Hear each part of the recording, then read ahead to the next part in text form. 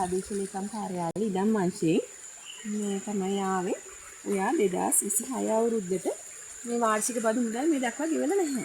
මේ ගෙදර හිටියේ නැහැ මිස් මේ හොස්පිටල් එකේ හිටියේ පහුගිය ටිකෙන් බබත් එක්ක මේ දිගටම කොළඹ ආවා ගියා මට ඒක එහෙම අමතකත් වෙනවා මේ ඒකෙන් තමයි අතපසු උනේ යාලා හැමිත් දැනුවත් කරා ලියුමකුත් ආවා ගෙදරට අර ඒ වුණාට දිගටම කොළඹ ආවා ගියේ හින්දා මට ඒක එහෙමම අමතක වෙලා ගියා මං එහෙමනොත් හෙට ඇවිල්ලා බදු මුදල් ගෙවන්නම් වෙජිපිස් එකට පුළුවන් නම් අදම ඇවිල්ලා ගෙවන්න. මොකද මේ මාර්තු 31 න් පස්සේ අපි මේ මුදල් ගෙවලා නැත්තම් මාර්තු 31 වෙනකම් 10%ක දඩ මුදලකුත් ඔයගොල්ලන්ට ගෙවන්න වෙනවා.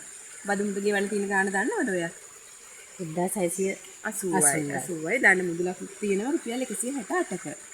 ඒක නිසා මේ ඒ මොනවාද හවසට ඇවිල්ලා ගෙවන්න. අපි තුන්ට කලින් ඔෆිස් එකට කාර්යාලයට එන්නේ වගේමයි මේ බලපත්‍රය තරගෙන ඉන්න බලපත්‍රය අලුත් කරගන්න මේ අවුරුද්දකින් දික් කරගන්න එක කරගන්නවා. හරි එහෙනම්. හරි හොඳයි.